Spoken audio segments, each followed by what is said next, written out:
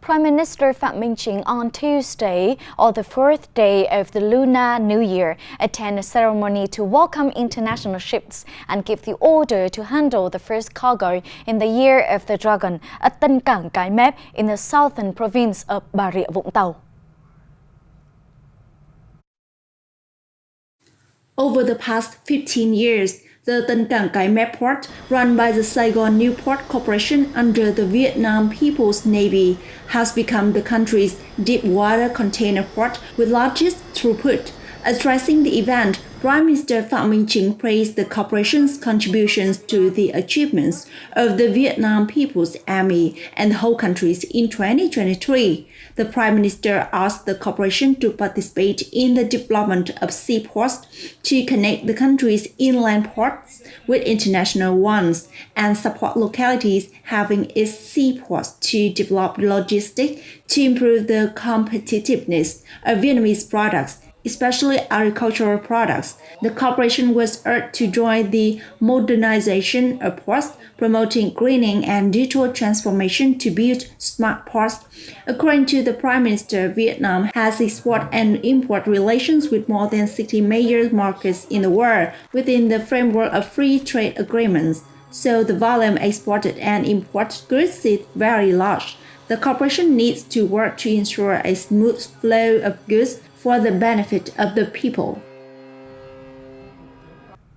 Vietnam export reached nearly 33.6 billion US dollar in January, a 42% surge over the same period last year and the highest level since April 2022, according to the recent report by the Ministry of Industry and Trade.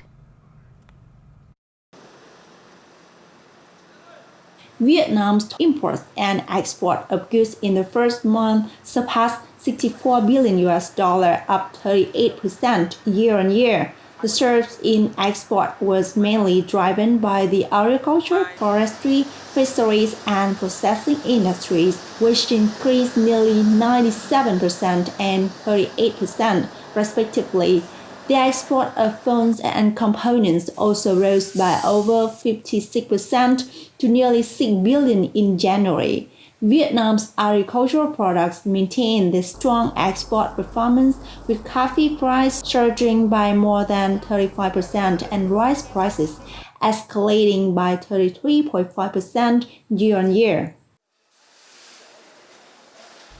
Vietnamese have splattered tens of billions of Vietnam dong on áo dài, traditional long dresses, the national costume, via e-commerce platform for dress up for the Lunar New Year Tết holiday that is sparked by the explosive trend of wearing the dress to take photos in the months before Tết, which has led to a surge in demand for traditional costumes.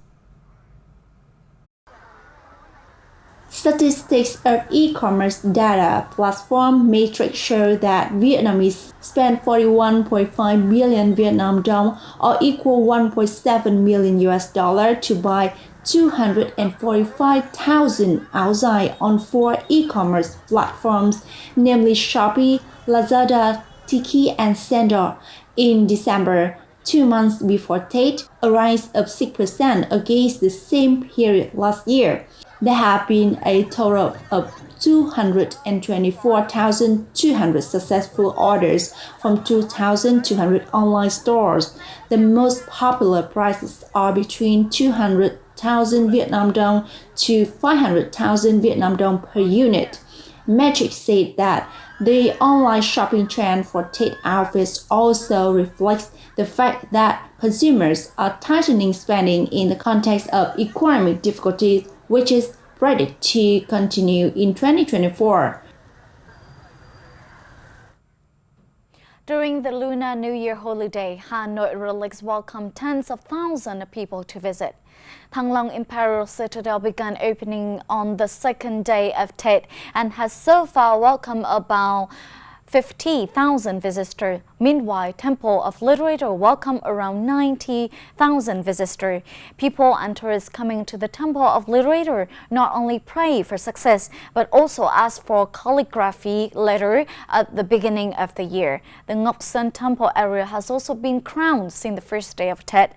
Up to now, tourist area, attractions and relics in Hanoi have welcomed a large number of visitors, including a relatively large number of international visitors. This is seen as a positive sign for the capital tourism industry in 2024. In ancient town of Hội An in the central province of Quảng Nam, Bài Chòi performance is seen as a cultural specialty that can't be missed on the journey to explore the beauty of the central land. This type of folk performance also plays a vital role in coloring the picture of Tet in the region. Bài Chòi can be simply understood as a part game played on a chòi, a traditional bamboo hut. In Hội An's Old Town, the game is organized in spacious open areas along the picturesque Hoan River. Bài Chòi is usually held during festive occasions, including the Lunar New Year. It is a unique traditional folk game of the people in Hội An, a vibrant ancient city located on the central coast of Vietnam. Visiting the ancient town and listening to the melodious tunes of Bài Chòi will undoubtedly create a lasting and unforgettable memory. I really enjoyed the game because it really helped me to understand the culture and the traditions of Hoi An better. And it was a really fun game to play. Yeah, I could understand the rules. Even though I couldn't understand the language, it was helpful because they came around with the words, so I could see the words physically, so it made it easier. Bài Chòi in Hội An is not just a recreational game, but also holds deep cultural significance. It helps preserve and develop traditional values, fostering social cohesion and interaction.